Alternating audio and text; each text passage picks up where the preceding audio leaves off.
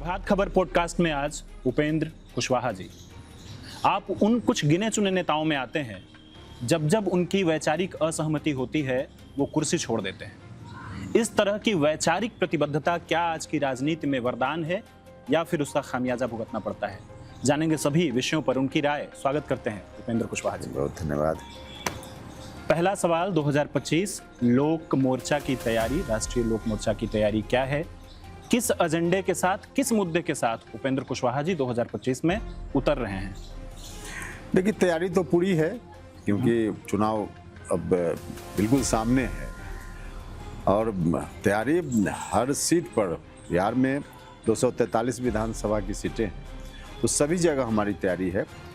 वह इसलिए कि जहां हमारी पार्टी की ओर से उम्मीदवारी होगी वहां भी मजबूती से हम लड़ पाएँ और जहां गठबंधन की ओर से कोई भी उम्मीदवार हो उनके लिए भी हमारे लोग मजबूती से काम कर पाएँ।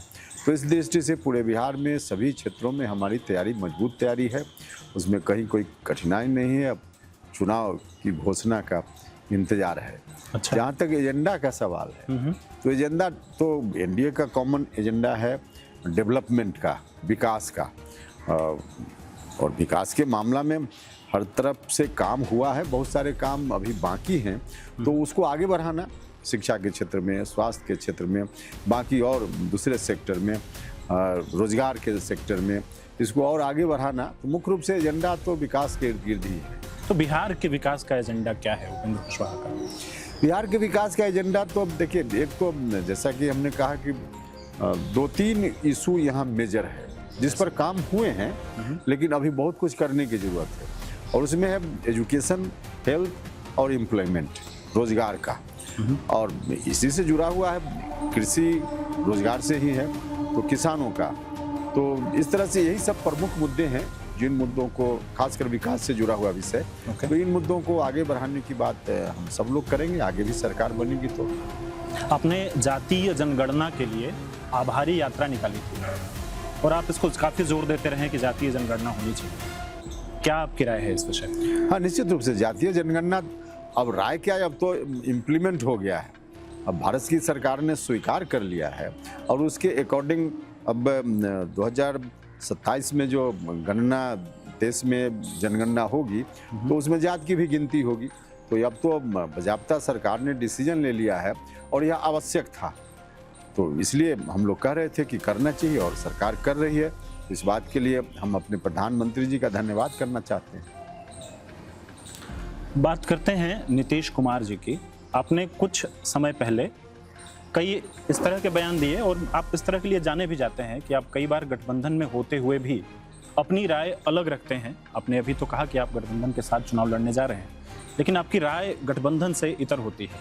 आपको इस तरह की किसी बात से कभी कोई परेशानी हुई है अपने करियर में? नहीं, देखिए, यह तो स्वाभाविक है ना। हम लोग अलग अलग पार्टी के लोग हैं, गठबंधन में एक साथ हैं तो हर पार्टी की अपनी अपनी आइडियोलॉजी है, उनकी विचारधारा है, उनका कार्यक्रम है। तो इस पर तो डिफरेंस होगा ना। अगर डिफरेंस नहीं होता विचारधारा से संबंधित तो सभी दल मिलकर एक हो जाते। तो गठबंधन का मतलब ही अलग अलग पार्टी में अलग अलग विचार के लोग हैं, अलग अलग कार्यक्रम के लोग हैं। तो इलेक्ट्रल पॉलिटिक्स में एक साथ आना जरूरी होता है, इसलिए एक साथ होते हैं। तो इसलिए अंतर कभी कभी दिखता है तो उस अंतर को सभी लोग समझते हैं और इसको लेकर के कोई परेशानी हुई हो ऐसा नहीं है, बिल्कुल नहीं। क्यों परेशानी होगी? मैं एक बार आपके करियर को एक बार बताना चाहता हूँ। 1985 से 1988 तक युवा लोक दल के प्रदेश महासचिव आप रहे हैं। 1988 से 93 तक आप युवा जनता दल के राष्ट्रीय महासचिव रहे, समता पार्टी के महासचिव रहे और आपने 2010 में जदयू में आपने शुरू किया करियर। थोड़ा बहुत आप इसको और करेक्ट कर सकते हैं। 2013 में आप जदयू छोड़ते हैं वैचारिक असहमति पे। 2014 में आप एनडीए में आते हैं, लेकिन 2018 में फिर आप मंत्री पद पे भी रहते हैं, लेकिन 2018 में आप छोड़ देते हैं। 2021 में आप फिर से जदयू के साथ अपने पार्टी का विलय करते हैं और 2023 में आप नई पार्टी बनाते हैं। तो ये जो इतने उतार चढ़ाव दिखाई देते हैं, ये किसी सामान्य परिस्थिति में या जो आम जो नेता अभी के दौर में हैं उनमें ये बात नहीं नजर आती? नहीं, देखिए, एक तो थोड़ा करेक्ट कर लीजिए। जी। समता पार्टी जब बनी थी तो हम उसके फाउंडर मेंबर थे और समता पार्टी जॉर्ज साहब के नेतृत्व में कुछ लोग अलग हुए जनता दल से तो समता पार्टी बनी। तो समता पार्टी बनाने के लिए जो पृष्ठभूमि बन रही थी उस वक्त से हम नीतीश जी के साथ रहे हैं। और फिर समता पार्टी बनी, समता पार्टी का ही जेडीयू में विलय हुआ, जनता दल में विलय हुआ और मिलकर के जेडीयू बना। और 2005 में जो सरकार बनी वह समता पार्टी की सरकार नहीं थी, जनता दल यूनाइटेड की ही सरकार थी। तो हम उस वक्त भी जनता दल यूनाइटेड में ही थे, ऐसा नहीं कि 2010 में आया। तो जेडीयू समता पार्टी ही चली गई, ठीक है, जनता दल यूनाइटेड के साथ। तो जनता दल यूनाइटेड में हम भी स्वतः उसी रूप में हम भी हो गए। और लगातार संघर्ष के दौर में 2005 के पहले 95 में जब समता पार्टी बनती है तब से लेकर नीतीश कुमार जी जब मुख्यमंत्री बने बिहार के, तब तक हम लगातार साथ रहे।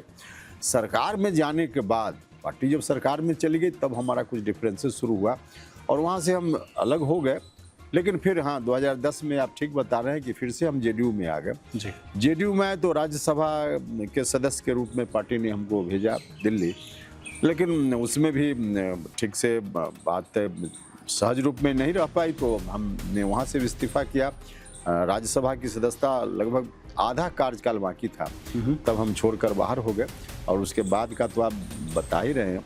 तो इस तरह से हुआ है। और देखिए इसका कारण है कि कोई लक्ष्य आप निर्धारित करते हैं जनता के लिए, लोगों के लिए, या पर्सनल लाइफ में भी या रोज के लाइफ में भी। अभी यहाँ से जाना हो गांधी मैदान आपको, पटना गांधी मैदान, और यहाँ से चले डाक बंगला तरफ से होकर, कई रास्ते हैं वहाँ गांधी मैदान पहुँचने के। और डाक बंगला तरफ चले या वहाँ पहुँचने से पहले किसी ने फोन किया, या आजकल तो लोग देख लेते हैं कि इधर ट्रैफिक है, तो देखा कि बहुत ट्रैफिक इधर है तो रास्ता बदल लेते हैं।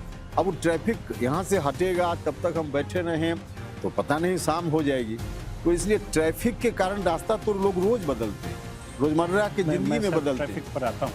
हाँ, तो इसके चलते अब जाना है गांधी मैदान तो हम गांधी मैदान ही जाएंगे, लक्ष्य में कोई डिविएशन नहीं होना चाहिए। लेकिन हाँ, रास्ता बदलना हो आवश्यकता के हिसाब से तो इसमें क्या दिक्कत है।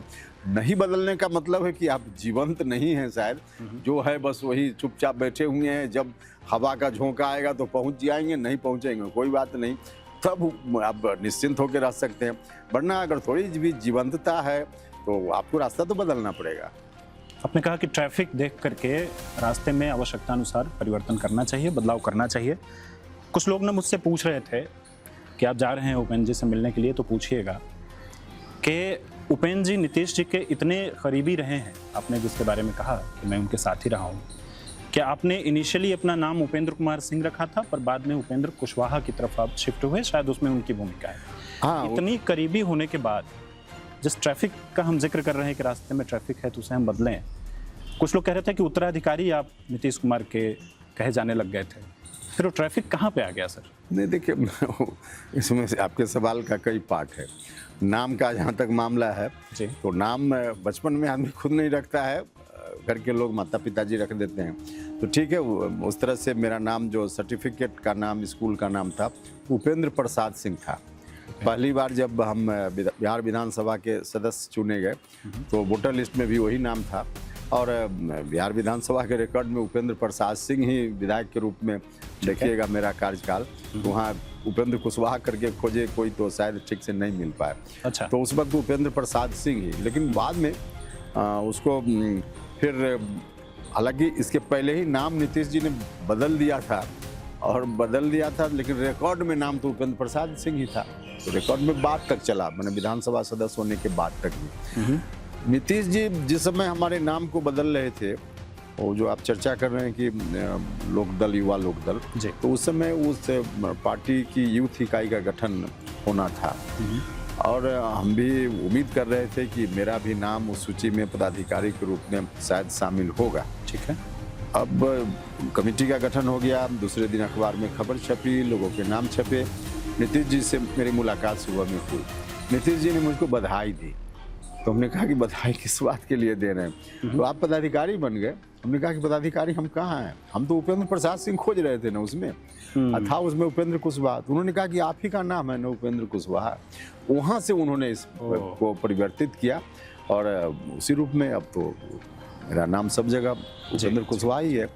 अब जहाँ तक नज़दीकी और फिर ट्रैफिक बदलने की बात है, तो नज़दीकी तो नीतीश जी से मेरा हमेशा मेरी नज़दीकी रही है, तब भी थी, आज भी है। हाँ, व्यक्तिगत रूप से नज़दीकी हमेशा रही, उसमें कहीं कोई कठिनाई नहीं हुई। राजनीतिक रूप से थोड़ा जरूर हम उनसे कभी अलग हुए, साथ गए, लेकिन व्यक्तिगत जो एक संबंध है उस संबंध में कभी कोई कमी नहीं आई। और अलग अलग समय पर हम उनके साथ गए, अलग अलग समय पर अलग हुए, तो कब किन कारणों से अलग हुए सबका अलग अलग कारण है। सबकी व्याख्या एक बार में करना संभव नहीं है। अलग अलग समय पर अलग अलग कारण। बात करें पहली बार नहीं, बात के कारणों को एक बार छोड़ देते हैं। एक तो है कि अब उन कारणों पर विश्लेषण करना आज की तारीख में इसका कोई इम्पोर्टेंस नहीं है, और इम्पोर्टेंस नहीं है यह तो एक बात है। अब मान लिया कि आप अपने भाई भाई के बीच कोई संबंध कभी आपका खराब होता है, जब संबंध अच्छा हो जाए तो पुरानी बातों को भूलने में ही ना अच्छा है।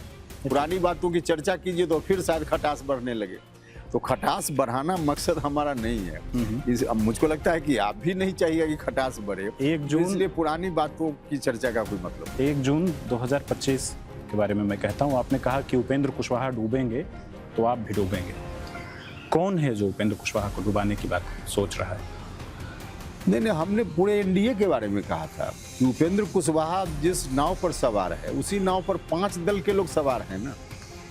अकेले राष्ट्रीय लोक मोर्चा एक नाव पर नहीं है, इसी नाव पर बीजेपी भी, हम बिहार के संदर्भ में विशेष रूप से बोल रहे हैं। ठीक है। जेडीयू, चिराग पासवान जी की पार्टी, मांझी जी की पार्टी, हम 5 लोग एक साथ सवार हैं। और कभी भी अगर नाव डूबने लगेगी तो अकेले एक व्यक्ति डूबेगा क्या?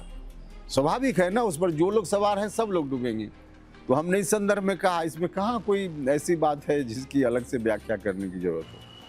ठीक है सर, आपको लोग मास्टर साहब कहते हैं, एक बार उस दौर में मैं जानना चाहता हूँ। नहीं देखिए, हम चूँकि कॉलेज में हम टीचर अभी हाल तक थे ही, अभी अवकाश प्राप्त किया हमने।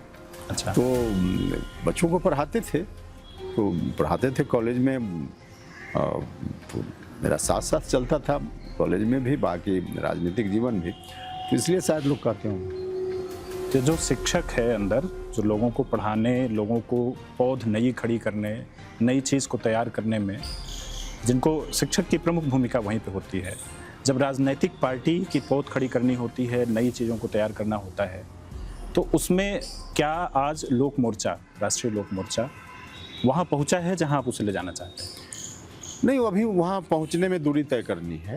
अभी पहुँच गए हैं हम, ऐसा कैसे कर सकते हैं? अभी दूरी तय करनी है, लेकिन हम बढ़ रहे हैं उस ओर। और हमको इस बात की खुशी है कि राष्ट्रीय लोक मोर्चा के साथ जो लोग भी हैं, सब लोग इस तरह के लोग हैं जिनको देखकर समाज के लोग बेहद प्रसन्न होते हैं। आजकल राजनीति में अलग अलग तरह के लोग हैं।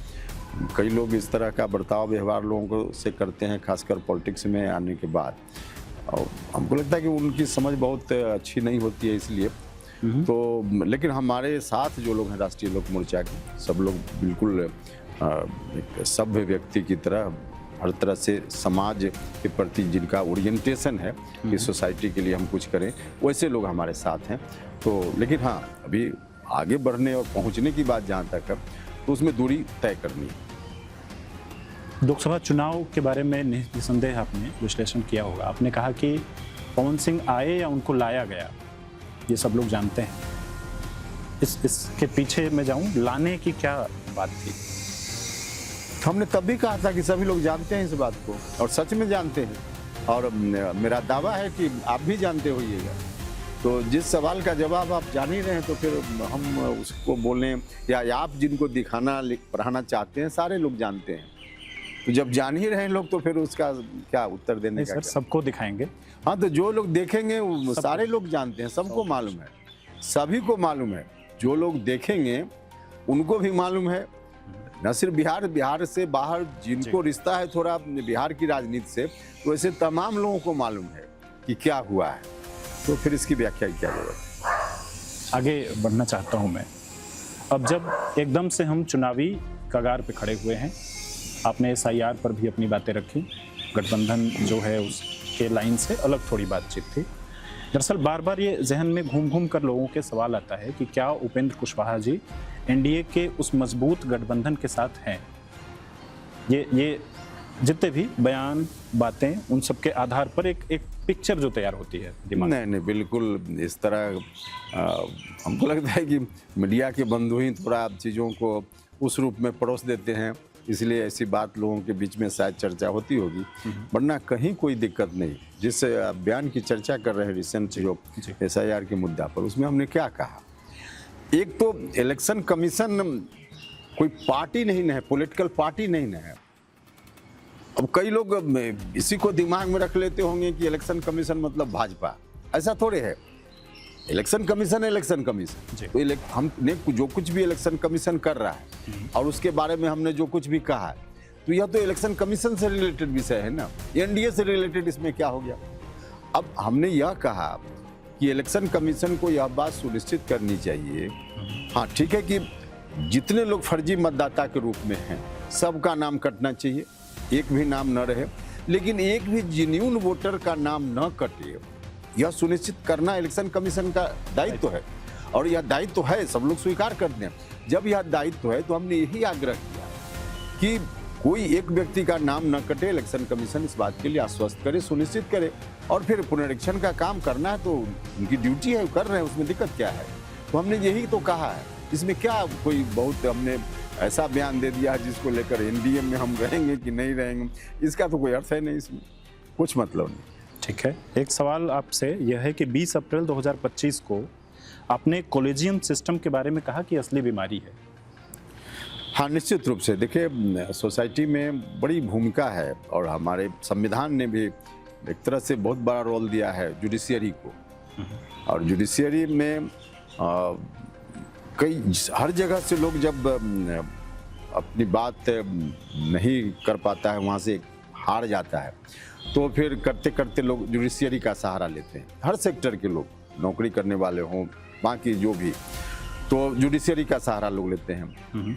लोगों को लगता है कि अब इधर कहीं से न्याय नहीं मिला, वहाँ से न्याय मिलेगा, क्योंकि न्याय का अंतिम दरवाजा है वो।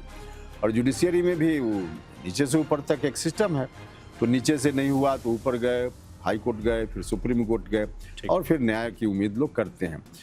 तो जहाँ से अंतिम न्याय की उम्मीद लोगों की होती है, आम लोगों की होती है, वहीं अगर अन्यायपूर्ण व्यवस्था रहेगी तो लोगों को न्याय मिले, इस पर तो प्रश्न चिन्ह लगेगा ना।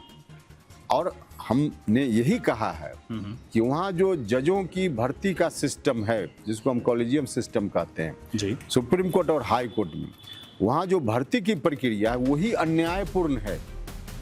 अन्यायपूर्ण ही नहीं, गैर संवैधानिक है। हमारे संविधान ने नहीं कहा है कि इस तरह से आप व्यवस्था कीजिए, और पूरे तौर पे अनडेमोक्रेटिक है। हम तो उसको गैर प्रजातांत्रिक कर रहे हैं, गैर संवैधानिक कर रहे हैं, अन्यायपूर्ण कर रहे हैं। तो तब भी था और आज भी यही कंटिन्यू कर रहा है। अब तो इस बात की खुशी है हमको, जब हमने शुरुआत में कहा था तब इक्के दुक्के लोग शायद बोल रहे होंगे, लोग नहीं बोलते थे। और आज तो भारत के पूर्व राष्ट्रपति जी ने भी इस बात की चर्चा की, वर्तमान राष्ट्रपति जी ने भी एक बार नहीं कई बार चर्चा की।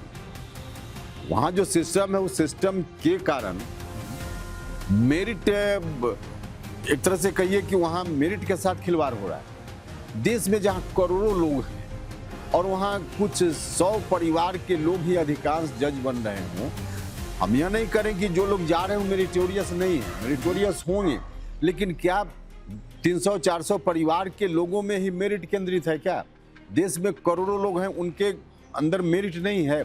मौका तो मिलना चाहिए उनको, मौका मिले, जिसको जाना हो जाए, मौका ही वहाँ नहीं है। इसलिए हम इस अभियान को चलाते हुए, लोगों को मालूम है कि हमने एक बार कहा था हल्ला बोल दरवाजा खोल, वहाँ दरवाजा ही बंद है। और दरवाजा किसके लिए बंद है? दरवाजा दलित भाइयों के लिए बंद है, अति पिछड़ा भाइयों के लिए बंद है। और इतना ही नहीं, इन वर्गों के लोग तो जज कभी कभी एकाध बन जाते हैं, बिल्कुल प्रमाण है ना, एकाध बन जाते हैं। अब थोड़ा बनने लगे तो एकाध बन रहे हैं अपवाद के रूप में।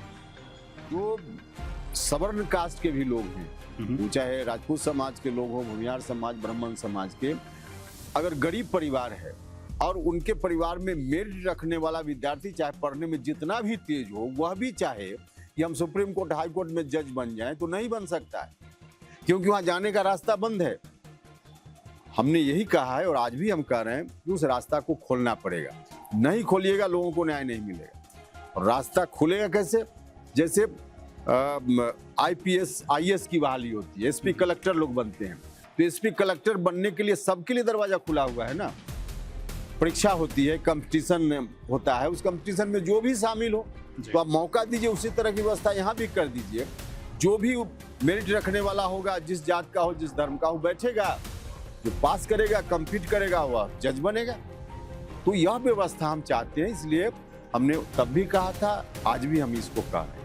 तो सामाजिक न्याय के लिए यह आवश्यक आप मानते हैं? बिल्कुल, आखिर डाइवर्सिटी दिखना चाहिए ना, सोसाइटी का तो दिखना चाहिए ना हर जगह। अन्यथा इसके असर न्याय पर भी पड़ते होंगे ऐसा? निश्चित रूप से। देखिए, जब कॉन्स्टिट्यूएंट असेंबली में इस बात पर बहस हो रही थी तो डॉक्टर अंबेडकर जो कुछ बोल रहे थे, उन्होंने जो कहा इतिहास है उसको उलट कर देखिएगा, उसमें साफ उन्होंने कहा है कि जज भी हमारे आपकी तरह इंसान ही ना होंगे, कोई जज कोई फरिश्ता नहीं होंगे, भगवान नहीं होंगे ना। तो हमारे आपके अंदर में हम भी आदमी हैं, जज साहब भी आदमी होंगे, तो उनके अंदर भी भावना होगी, उनके अंदर भी ईर्ष्या द्वेष की बात होगी, बायसनेस होगा। आदमी में होता ही, हर आदमी में होता है। तो अब हाँ, एक आध आदमी कोई अपवाद हो जाए, जो अपवाद हो जाएगा समझ लीजिए वो भगवान की श्रेणी में चला गया। तो जब उन्हीं के बीच से जज बनना है तो कैसे वायस नहीं होंगे, इस बात की क्या गारंटी है? और हो रहा है। अच्छा, अब तो देख रहे हैं कि अखबार में, मीडिया के माध्यम से खबर भी आ रही है कि उनके साथ ऐसा दुर्व्यवहार हो गया, उनके साथ जुडिशरी में जो किसी तरह से एक आध पहुंच भी गए हैं। तो ये तो अब सामने आ रही है चीजें ना, अब तो इतना ओपन हो गया है, टेक्नोलॉजी इतनी आ गई है, सोशल मीडिया इत्यादि, यह बात तो कोई रहस्य है नहीं जिसको हम कह रहे हैं। तो जब इतना खुला अब सब लोगों के सामने सब कुछ है, तो इसमें परिवर्तन होना चाहिए कि नहीं होना चाहिए, यही बात तो हम कह रहे हैं। 17 फरवरी 2025 आपने कहा कि बिहटा एयरपोर्ट का नाम कर्पूरी ठाकुर से रखना चाहिए। आपकी बात कहां तक पहुंची? देखिए, हमने अपनी बात कही है, और हमने कही है तो निश्चित रूप से बिल्कुल जरूरी है, इसलिए हमने कहा है। जननायक कर्पूरी ठाकुर जी को भारत रत्न की उपाधि भारत सरकार ने दी है। बहुत ही अच्छा काम भारत की सरकार ने किया, इसके लिए हम प्रधानमंत्री जी को धन्यवाद देते हैं।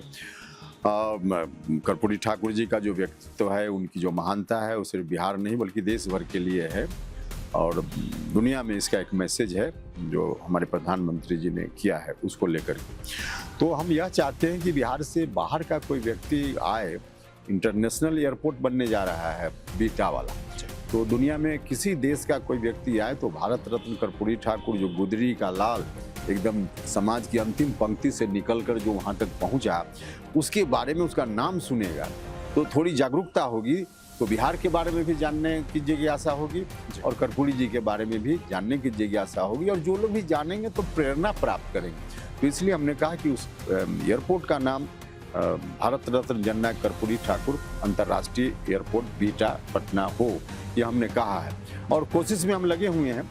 अभी स्टेज हम क्या बताएंगे, कहाँ तक बात पहुँची है, लेकिन हम लगे हुए हैं। अभी तो निर्माण का काम शुरू हुआ है, उसका होगा।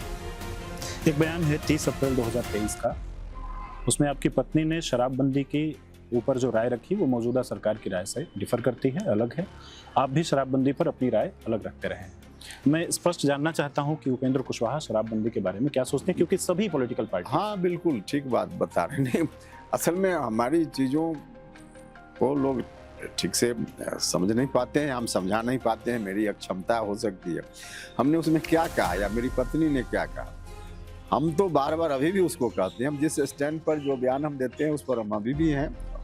उसमें हमने कहा कि देखिए, शराबबंदी बहुत जरूरी है, सरकार ने अच्छा काम किया, लेकिन शराबबंदी, अब लोग, मीडिया के लोग भी सवाल पूछते हैं कि शराबबंदी तो बढ़िया है आप, लेकिन लागू कहाँ है? यह लागू पूरी दुनिया में हत्या के खिलाफ कानून है, दुनिया में हत्या रुक गई। हम यह कह रहे हैं कि शराबबंदी जैसा विषय ऐसा है कि सिर्फ सरकार के चाहने से शराबबंदी 100% सफल नहीं हो सकती है ना। लोग जब तक अवेयर नहीं होंगे, लोग इसके सहयोग में नहीं आएंगे कि शराब बंद हो, तब तक शराबबंदी 100% सफल नहीं हो सकता है। और जरूरी है सफल होना। गांधी जी भी कहते थे कि शराब नहीं पीना चाहिए, इससे नैतिक पतन आदमी का होता है, शारीरिक नुकसान होता है। तो शराब तो नहीं ही चलना चाहिए, लेकिन सिर्फ सरकार के चाहने से नहीं होगा, आम लोग भी चाहेंगे तब होगा, हम आप सब चाहेंगे तब होगा। तो इसलिए शराबबंदी के पक्ष में हम हैं, लेकिन लोगों को अवेयर होना पड़ेगा, तब होगा, सिर्फ सरकार के करने से नहीं। यही तो हमने कहा है। तो यह जो है, जो लोग देख रहे हैं उनको यह स्पष्ट कर दें कि जो शराबबंदी को लेकर ना, जो कि कई सारे लोग, मैं जब सोशल मीडिया पे देख रहा था, वहाँ पे यूट्यूब के कमेंट बॉक्स में मैं देख रहा था, तो सबके पास एक सवाल था कि भाई शराबबंदी पर तो अलग राय है। तो बड़ा स्पष्ट है कि सर का ये कहना है, उपेंद्र जी का ये कहना है कि जो लोग हैं अगर वे शराबबंदी की तरफ अग्रसर हो जाएं, वे बंद कर दें शराब, तो फिर उसमें कोई बड़ा बदलाव हम देख सकते हैं। एक सर बात आती है, आपसे जब कभी बात होती तो उस बारे में ये रहता है कि आप उपेंद्र जी से पूछिए कि इतने सारे उतार चढ़ाव राजनीतिक देखने के बाद क्या कोई लर्निंग है जो अगर कोई युवा राजनेता हो तो वो उस लर्निंग से सीखे कि आज की मौजूदा राजनीति, इतने सारे अलग अलग विचार, आपकी अपनी एक वैचारिक कटिबद्धता है, जहाँ से मैंने प्रतिबद्धता है शुरू किया था कि वैचारिक असहमतियों पर आपने कभी, मैंने हाथ आपको पीछे खींचते नहीं देखा है। आपने बड़े बड़े पद छोड़े हैं, आपने अच्छे अच्छे पद, मंत्री पद या उससे बड़े पदों को भी आपने कहा कि नहीं, मैं नहीं रहता इसमें। देखिए, अब कोई उस रूप में युवाओं को या लोगों को हम प्रवचन देकर कोई लेसन दें, कोई लर्निंग दें, शायद इसमें मेरी भूमिका नहीं है। लेकिन हाँ, आदमी को देख, कोई भी काम आदमी करता है, हम राजनीति में हैं तो इसलिए हम राजनीति की बात या जो हमारा एक्शन, उस पर लोगों की प्रतिक्रिया आती है। जीवन के हर क्षेत्र में, कहीं भी, किसी फील्ड में कोई हो, सब जगह लगभग एक ही तरह की स्थिति होती है। हमने प्रारंभ में जैसा कि कहा कि उतार चढ़ाव तो आएगा, हर आदमी के जीवन में उतार चढ़ाव है, हर संगठन के लाइफ में उतार चढ़ाव है। उतार चढ़ाव तो से भरा हुआ जीवन है, लेकिन हाँ, उतार चढ़ाव में भी आप अपने को स्थिर रखिए, मानसिक स्थिति को, उससे परेशान मत होइए। कभी अगर लगे कि शायद बुरा दिन है तो घबराइए नहीं, अच्छा दिन भी फिर आएगा, और होता ही है इसी तरह से। सिर्फ पॉलिटिक्स नहीं, हम फिर कहेंगे कि जीवन के हर क्षेत्र में उसमें अपने को संतुलित बनाए रखना। कभी लगे कि कोई सामने वाला हमको गुस्सा दिलाना चाह रहा है, हमको प्रोवोक करना चाह रहा है, उसकी बातों से बचना पड़ेगा। जो आपका लक्ष्य है, उस लक्ष्य पर आपको ध्यान रखना पड़ेगा। जो विचार आपका है, उस विचार को हम कैसे आगे बढ़ाएं, इस पर हमेशा आपको ध्यान रखना पड़ेगा। तो इस तरह से लोग अगर चलते रहें तो मंजिल पर पहुंचेंगे। और चीज़ों को कोई जीवन के किसी घटनाक्रम को ऐसा नहीं मान लेना चाहिए कि कैसे हो गया, अब क्या होगा। इसको मानना चाहिए कि घटनाक्रम तो एक स्वाभाविक चीज़ है, प्रकृति का नियम है, घटनाक्रम हुआ फिर आगे बढ़ेंगे। तो इस रूप में चीज़ों को लेना चाहिए, और किसी भी चीज़ को सामान्य तौर पे जो घटनाएं होती है उसको दिल पे हमेशा नहीं ले लेना चाहिए। यह एक बड़ी चीज़ है, दिल पे नहीं ले लेना चाहिए। मान लिया कि आपने दो अपशब्द हमको कहा, हो सकता है आप उस समय किसी और परिस्थिति में रही हो, आपकी मानसिक स्थिति में और कुछ विषय रहा हो जिसके चलते आपने कह दिया, और उस बात को लेकर हमने दुश्मनी पाल ली कि अब तो इन्होंने ऐसा कह दिया, हम इनको देख लेंगे। यह भाव नहीं रहना चाहिए। तो इसलिए इस तरह की स्थिति आदमी रखे तो हर जगह। सर, एक लंबा राजनीतिक सफर होने के बाद आप ये बात कह रहे हैं तो निसंदेह बहुत सारे लोगों के लिए ये प्रेरणा का स्रोत बनेगा कि दिल पर जो बात रखी जाती है, कि अगर दो बात किसी ने आपको कही है तो उसे आप ले करके बने रहें और उसके आधार पर अपने एक्शन और रिएक्शन तय करें। एक बार सर आपसे आखिर में 2-3 इस तरह के सवाल कि क्या जो मौजूदा विपक्ष बिहार में है और जिन मुद्दों पर, या जिस तरह से अभी हाल के विधानसभा में आपने देखा कि किस तरह से बातें हो रही थी, तो आप उनको लेकर के कोई टिप्पणी करना समझते हैं कि आप मौजूदा विपक्ष को लेकर के कुछ कहना चाहते हैं? देखिए, मौजूदा विपक्ष को जो बिहार में खासकर लीड कर रहे हैं तेजस्वी यादव, उनको अभी बहुत कुछ सीखने की जरूरत है। जो परिपक्वता होनी चाहिए वह परिपक्वता अभी नहीं है। कोई एक उदाहरण दे देंगे? नहीं, अब उदाहरण क्या देंगे, सब लोग देख ही रहे हैं। अब उनका हर दिन जो एक्शन बोलते हैं, और उदाहरण कहिए तो जो बॉडी लैंग्वेज, वो बॉडी लैंग्वेज लोगों को पसंद नहीं। मतलब एक अहंकार की तरह दिखना, अहंकारी की तरह, यह उनके लिए ठीक नहीं। तो इस तरह की स्थिति में विपक्ष जो कुछ भी कर रहा है, ऐसी स्थिति में तो फिर जो हम लोग एनडीए हम लोगों को स्वाभाविक रूप से इसका भी लाभ मिलेगा। मौजूदा जो राजनीतिक परिदृश्य है बिहार में, दो महाशक्तियां ही उसमें दिखाई देती है। एक तरफ महागठबंधन इंडिया और एक तरफ एनडीए। जो 2025 में चुनाव होने जा रहा है उसको लेके एक पूरी तैयारी है कि कहीं कोई ऐसी हालात हो गई है कि बिहार में लीडरशिप गैप जैसी कोई चीज़ दिखाई दे रही है। बिहार में जिस तरह का लीडरशिप चाहिए लोगों को, वैसा लीडरशिप नहीं है। इस तरह की कोई बात आप लोगों तक पहुंचती है? ये हमसे लोग बार बार पूछते हैं, मीडिया में, YouTube comment, social media comments पे। अब पता नहीं लोगों के सोचने का अपना अपना ढंग है, कौन लोग क्या देखना चाहते हैं लीडरशिप में, तो उनके हिसाब से अब उस पर हम क्या टिप्पणी करें। लेकिन एनडीए के पास लीडर्स का अभाव नहीं है। हमने कहा महागठबंधन में कि उसको जो लीड करने वाले हैं उनमें अभी मैच्योरिटी नहीं है, जो हमने कहा, या बाकी बहुत कुछ सीखने की जरूरत है। तो उस ख्याल से लीडरशिप पर वहाँ प्रश्न चिन्ह जरूर है। एनडीए में नहीं, एनडीए में तो बहुत सारे लोग हैं जो एक से एक लोग हैं। आपने कहा कि 5 लोग गठबंधन में शामिल हैं, पांचों की अपनी अपनी दिशाएं हैं, हम सब मिलकर के काम करते हैं। वहाँ पे अगर कोई एक के ऊपर किसी किस्म की बात होगी तो बाकी पांचों पर असर पड़ेगा। हाँ, स्वाभाविक रूप से ये तो होता ही है, कहीं भी होगा। जब एक साथ हम लोग हैं तो असर तो पड़ेगा एक दूसरे के ऊपर। मैं खाली अंतिम सवाल ले रहा हूँ कि क्या राष्ट्रीय लोक मोर्चा अपने स्थान को, नाव में जो अपनी जगह है, उसको लेकर के आश्वस्त है और किस स्थिति में है? नहीं, 100% आश्वस्त हैं। उसमें स्थिति एनडीए गठबंधन में हम सब लोग मिलजुल कर हैं, एक भाईचारा के वातावरण में हम सब हैं, बिल्कुल सहज स्थिति में हमारी पार्टी एनडीए में है, तो उसमें कहाँ कोई दिक्कत है, बिल्कुल ठीक ठाक है। तो इंडिया के साथ ही अगला चुनाव की तैयारी, सभी 243 सीटों पे आपने बताया कि जहां पर आपकी गठबंधन के लोग लड़ेंगे वहां आप उन्हें सपोर्ट करेंगे, और जहां पर आपके खुद के उम्मीदवार होंगे वहां आप अपने उम्मीदवारों के लिए काम करेंगे। बिल्कुल। एक अंतिम सवाल लेकर के इस पॉडकास्ट में समाप्त करूंगा। सामाजिक न्याय के ऊपर आपकी एक जिरह रही है, आप उसको कहते रहे हैं।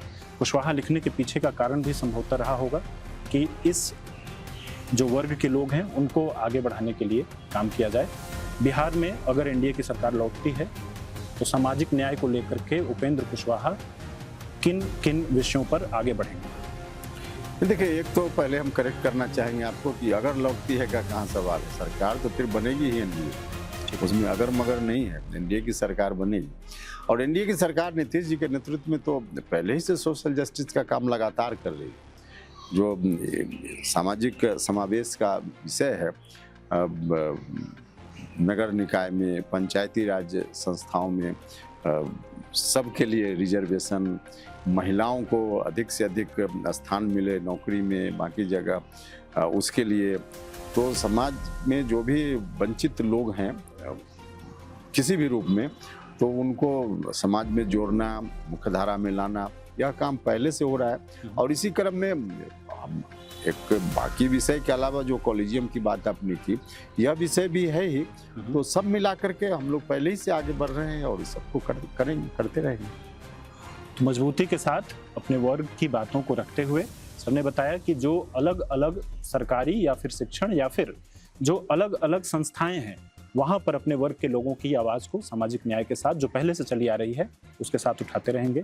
कई सारे सवाल सर हमने रखे और बहुत ही बेबाकी से हमने उस पर आपकी राय सुनी। बहुत धन्यवाद करता हूं मैं आपको धन्यवाद संवाद के लिए। Thank you sir, thank you so much. प्रभातखबर.com, विश्वास वही, रफ्तार नहीं।